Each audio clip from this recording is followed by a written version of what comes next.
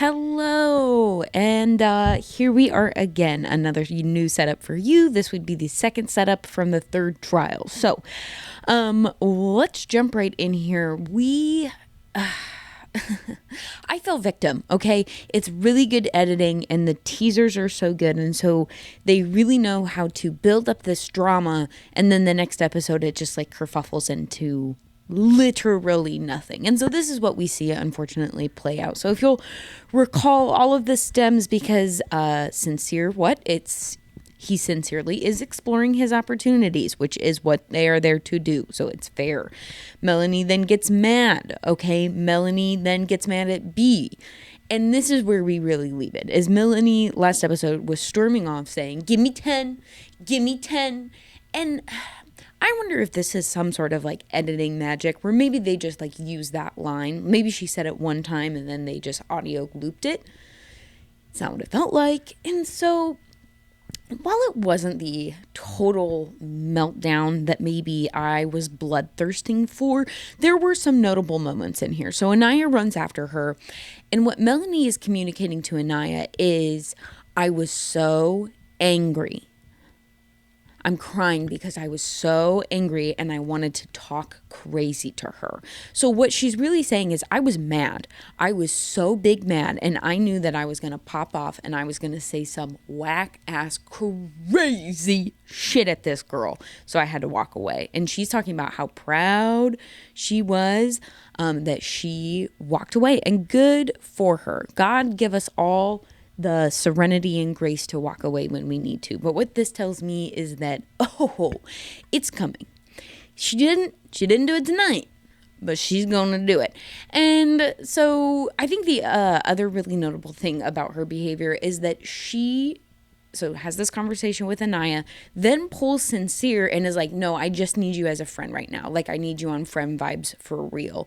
And so pulling your current man to talk about your future man is crazy.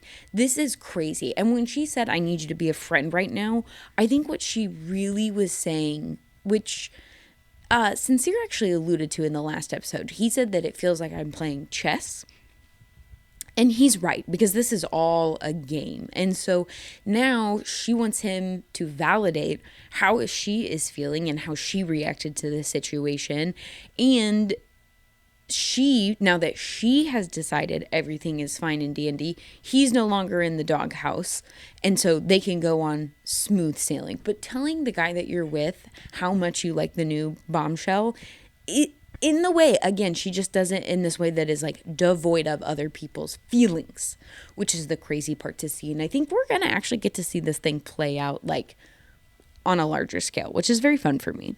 Let's see what else happened. Oh yeah. So then B and Trinity kind of have like the tail end of this chat. Trinity does say, I kind of felt like you wanted the last word. Like, I see your perspective, but I see from her perspective where maybe you did want the last word. And that was very diplomatic. I thought that was very diplomatic of Trinity, and I like her more and more, except for the decision she made at the end. That was a negative. That was a minus point for me personally. So they kind of have a chat. It's whatever. Again, it actually blows over pretty quickly, which I think is kind of crazy.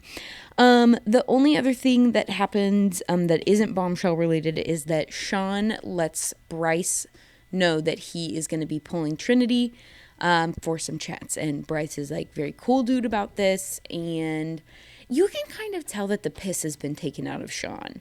Like, you can kind of tell starting almost here that Sean is getting the vibe that he's going to go, because it's pretty clear based on numbers and stuff that they are going to do a bomb chat, oh my gosh, a situation where a man is going to get dumped. Like, that becomes very clear by the numbers.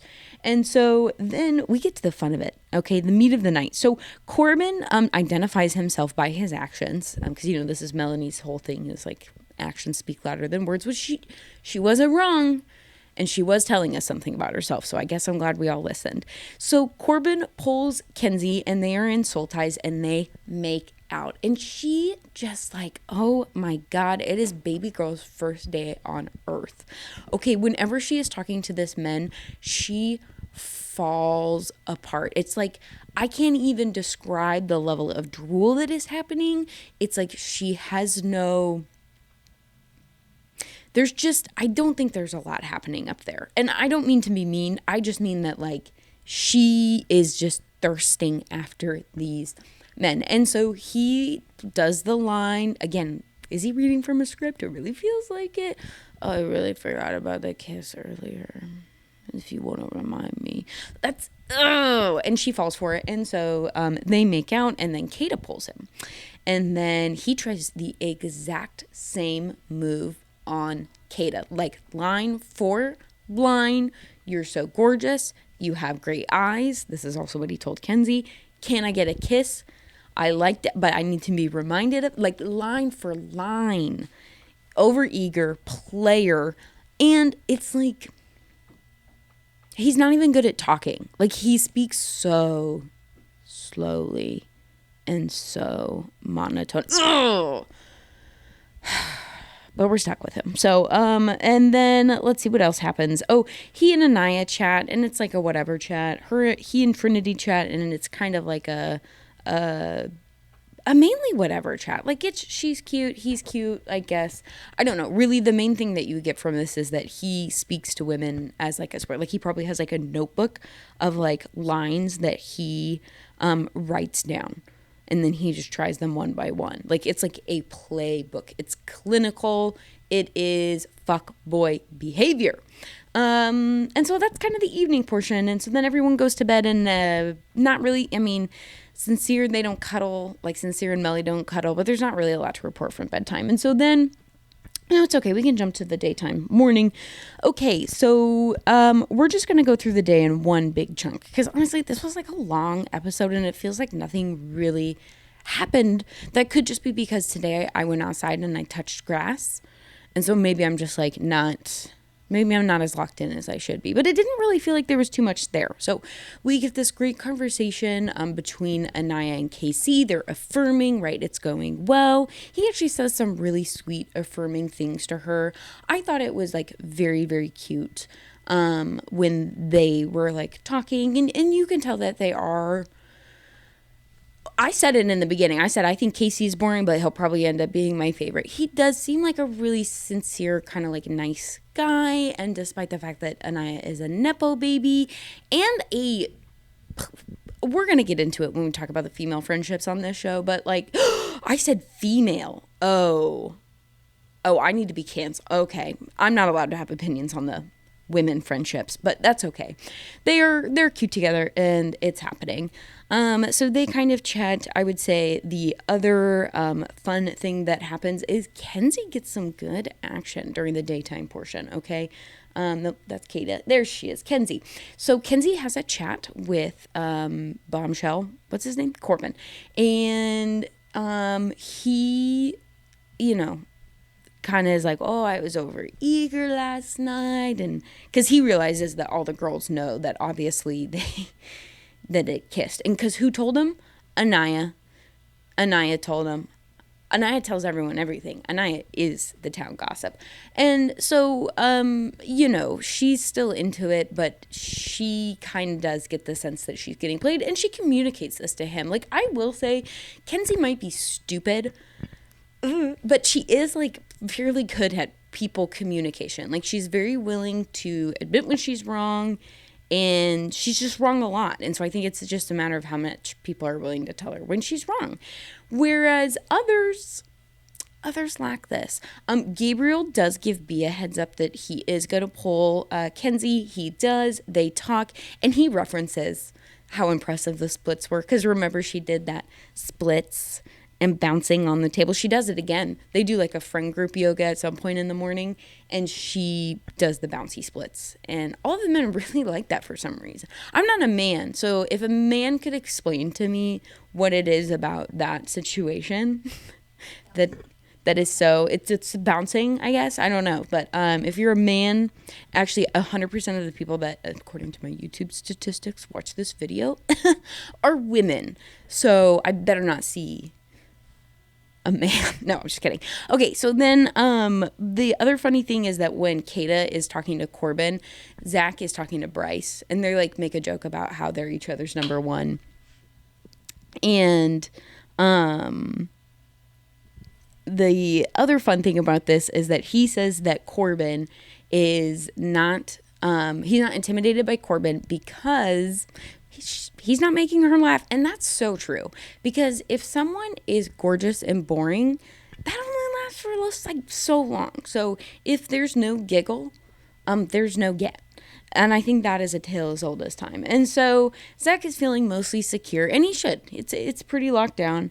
And then let's see what else happens. Oh yeah, Bryce and Trinity, they have this chat, right? And so the thing about Bryce and Trinity is he is really doubling down on this, like, we're building the foundation, we can be so goofy together. They talk about like when they were kids, which, I mean, that is like what you do when you're dating someone new, but it feels so hollow from Bryce.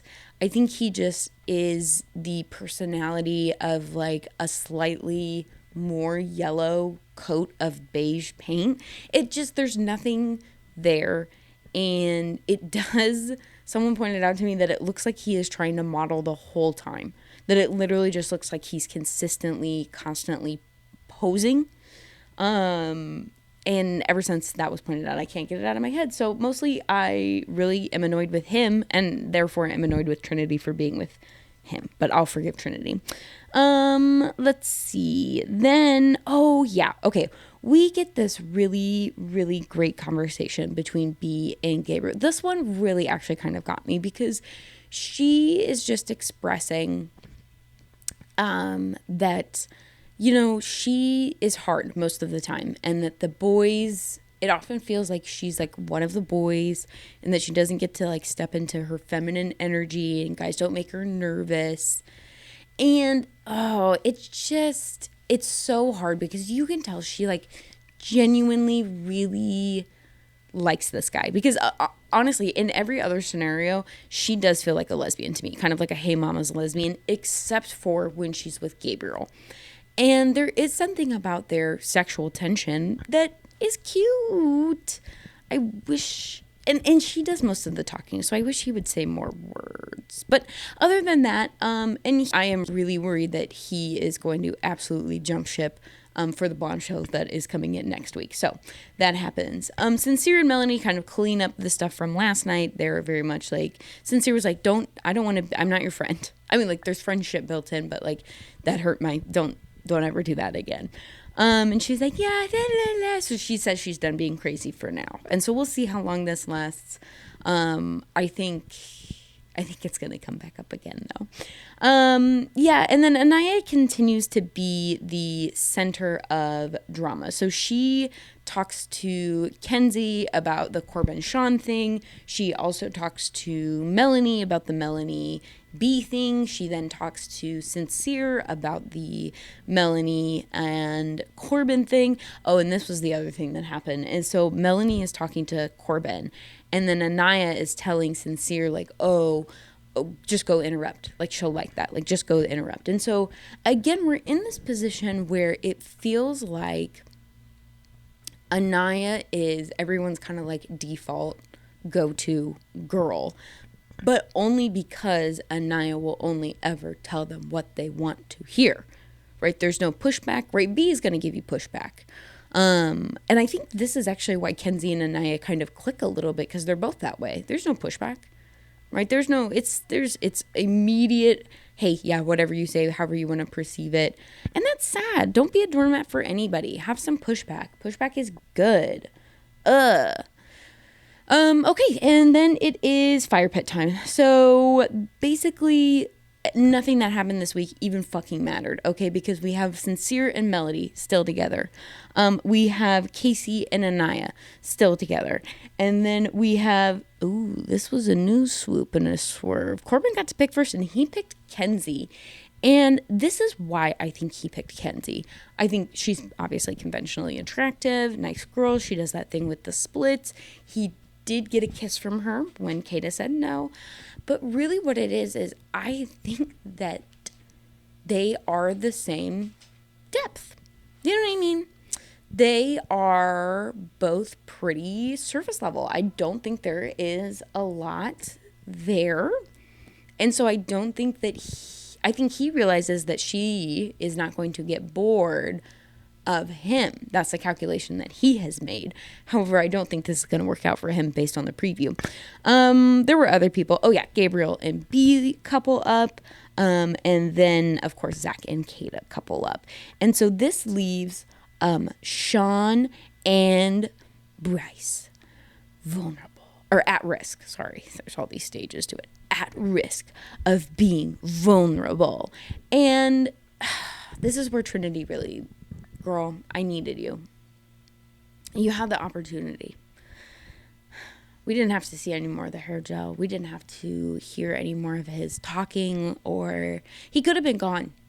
But you've been bamboozled. And so now I get him on TV for another week because she chooses Bryce. And that means that Sean is dumped from the villa. And that's kind of the episode. Honestly, I am not even quite sure how they stretched this out to be an hour and a half because it was so long and literally nothing really happened. I am excited for the new bombshells to come in. We need a change up. Corbin was not the lightning rod that we needed. He actually turned out to be incredibly boring. And I think he will actually be dumped. He could be the next boy being dumped, depending on, I think they'll dump girls next, so we'll see there. But that was the recap. Like I said, this episode really fell flat for me. If you watched the end, shout out to you. Shout out to my 9 subscribers, to my wife in the background, to my cats playing on the floor. Have a good week. I will see you tomorrow night.